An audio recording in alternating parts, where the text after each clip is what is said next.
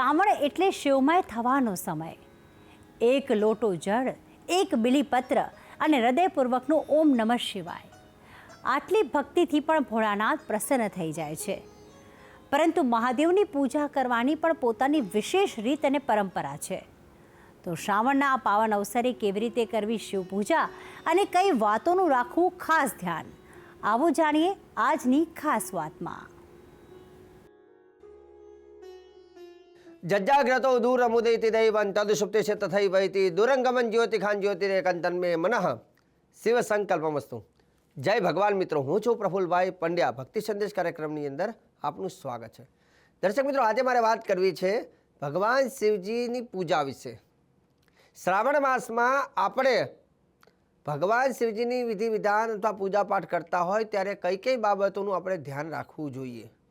શિવજીની પૂજાના નિયમો શું છે, પૂજાનો મહિમા શું છે, સંપૂર્ણ જાણકારી આજના કાર્યક્રમમાં હું તમને જણાવવાનો છું.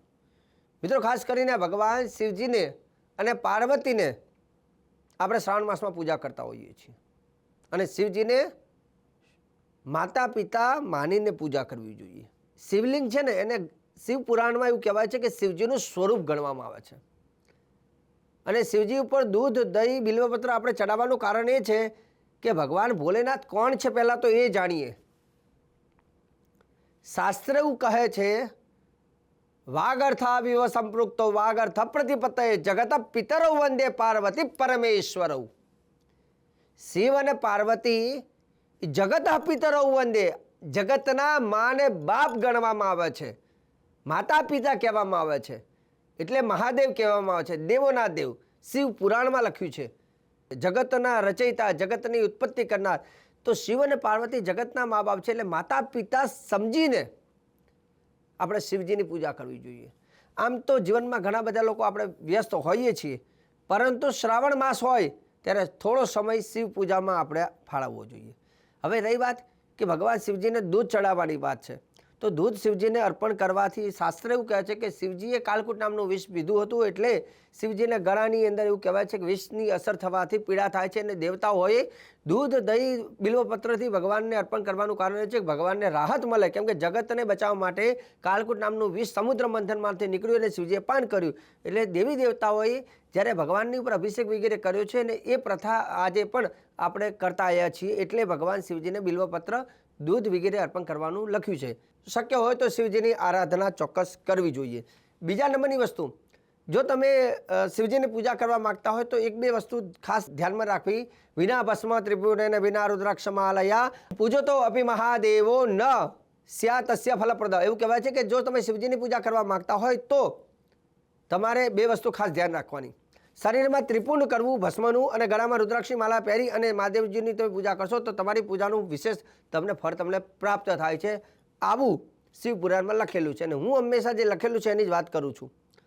હું કોઈ મારી વાત નહીં કરું, પરંતુ મને જે શાસ્ત્રમાં જે પ્રમાણ જે દેખાય છે એ પ્રમાણ સાથે, એ શ્લોક સાથે હું હંમેશા વર્ણન કરું છું, અને એ પ્રમાણે જ આપણે કરવું જોઈએ. શાસ્ત્રમાં બીજી એક વસ્તુ લખી છે કે જો તમે શિવ પૂજા કરતા હોય તો શિવ પૂજા પહેલાં સૂર્યદેવને નમસ્કાર અથવા સૂર્યદેવને જલ અર્પણ કરીને શિવ પૂજા કરવી. કેમ કે યાવન દિયતે ચાર્ક્યમ ભાસ્કરાય નિવેદનમ તાવન્ના પૂજતે વિષ્ણુ શંકરમ ભા મહેશ્વરમ. એવું કહેવાય છે કે ચાહે શિવની પૂજા હોય કે વિષ્ણુની પૂજા હોય કે કોઈ પણ દેવી દેવતાની પૂજા હોય, તમે એ પૂજા પહેલાં તમારે સૂર્યદેવને નમસ્કાર અથવા અર્ઘ્ય પ્રદાન કરીને પછી તમે પૂજા કરો છો તો તમારું પૂજાનું પૂરેપૂરું ફળ તમને મળે છે. ત્યાંથી બીજી આગળ વાત કરતી કર્તવ્ય શિવસ્ય અર્ઘ્ય પ્રદક્ષિણા. એવું કહેવાય ભગવાન શિવજીની પ્રદક્ષિણાની વાત કરી. એકા ચંડા રવે સપ્ત તિસ્ત કાર્ય વિનાયકે. એવું કહેવાય એકા ચંડા રવે સપ્ત, શિવજીની પ્રદક્ષિણાની વાત. ઘણા બધા લોકો જ્યારે શિવના મંદિરમાં જાય છે ત્યારે એક ભૂલ ચોક્કસ કરતા હોય છે. શિવજીનું મંદિર હોય એની પ્રદક્ષિણા કોઈ 2 કરે, કોઈ 5 કરે, કોઈ 7 કરે, આ રીતે કરતા હોય છે. પરંતુ શિવજીની પ્રદક્ષિણા 7, 2, 5 નથી. શિવસ્ય અર્ઘ્ય પ્રદક્ષિણા, ભગવાન શિવજીની તો ખાલી એક અડધી પ્રદક્ષિણા જ છે. અને એ અડધી પ્રદક્ષિણા કરવાની, જેમાં શરૂઆત શિવજીના દર્શન કરી અને પ્રદક્ષિણા કરવાની. જ્યાં ગૌમુખ દેખાય શિવ મંદિરની બહાર, જ્યાંથી પાણી વહેતું હોય એને ગૌમુખ કહેવાય, એને ઓળંગાય નહીં. ત્યાં જઈ ત્યાં પગે લાગી પાછું આવવાનું, અને પછી પાછું જે બાકી છે એ પહેલાં સવ્ય અને પછી અપસવ્ય, આ રીતે પ્રદક્ષિણા કરવી જોઈએ. કેમ કે શાસ્ત્ર તો એવું લખે છે કે એકા ચંડા રવે સપ્ત માતાજીની પૂજા, માતાજીની પ્રદક્ષિણા ખાલી એક જ કરવી જોઈએ. સૂર્યની પ્રદક્ષિણા 7 કરવી જોઈએ. પછી ભગવાન વિષ્ણુની એટલે કે ઠાકોરજીની, શ્રીનાથજીની, લક્ષ્મીનારાયણ ભગવાનની જે વિષ્ણુ સ્વરૂપ છે તો એ બધા ભગવાનની પ્રદક્ષિણા 4 કરવી જોઈએ. અને શિવસ્ય અર્ઘ્ય પ્રદક્ષિણા, શિવજીની પ્રદક્ષિણા હંમેશા અડધી કરવી જોઈએ. એટલે આ વાતનું તમારે ધ્યાન રાખવું જોઈએ. હવે રહી વાત કે શિવજીની પૂજા કઈ દિશામાં મુખ રાખીને કરવું જોઈએ. આવા ઘણા લોકો પ્રશ્ન કરતા હોય કે શાસ્ત્રીજી અમે શિવજીની પૂજા કરવી છે તો અમે કઈ દિશામાં મુખ રાખીએ? મંદિરમાં ગયા છીએ શિવાલયમાં તો કઈ બાજુ મોઢું કરીને પૂજા કરવાની? તો હા, તમારો પ્રશ્ન જે છે તો એ પ્રશ્ન પ્રમાણે શિવાર્ચનમ સદાપ્યેવમ શુચિ કુર્યાદ ઉદંગમુખ, એટલે શિવજીની પૂજા તમે કરતા હોય ત્યારે તમે જે બાજુ બેઠા હોય તમારું મોઢું ઉત્તર દિશા બાજુ જાય એ રીતે તમારે બેસીને શિવજીની પૂજા કરવી જોઈએ. તો એનો મતલબ એવું નથી કે પૂર્વ દિશા બાજુ મોઢું રાખીને પૂજા ન કરવી જોઈએ, એવું નથી. પૂર્વ દિશામાં પણ મોઢું રાખીને આ પૂજા કરી શકો, પણ ઉત્તર દિશામાં મુખ રાખીને પૂજા કરવાનું સૌથી વધારે ફાયદો છે. પણ હા, દક્ષિણ બાજુ મોઢું રાખીને પૂજા ન કરવી જોઈએ, આ બાબતનું પણ ધ્યાન રાખવું જોઈએ. સાથે સાથે ભગવાન શિવજીને કેવા રંગના વસ્ત્ર પ્રિય છે? ભગવાન શિવજીને ખાસ કરીને વાઘાંબર અને શિવજીને સફેદ રંગના વસ્ત્ર પ્રિય છે. ભગવાન શિવજીની પૂજાનો સમયની વાત કરીએ. ઘણા એવા પ્રશ્ન કરે શાસ્ત્રીજી અમારે ભગવાનની પૂજા કરવી છે, તમે સવારે કરીએ, બપોરે કરીએ તો ચાલે ના ચાલે, સાંજે કરીએ, સવારે કરીએ, બપોરે કરીએ, સાંજે કરીએ, તો આવા પ્રશ્ન હોય છે.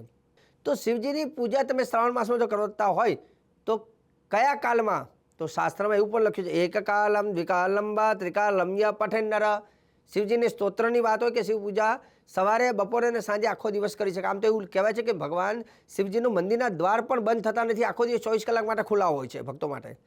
ભગવાન શિવજીને બિલીપત્ર ઉત્તમ બિલ્વપત્રમ ચ યહ કુર્યાન મમ મસ્તકે મમ સાયુજ માપનોતી નાત્રા કાર્ય વિચારણા.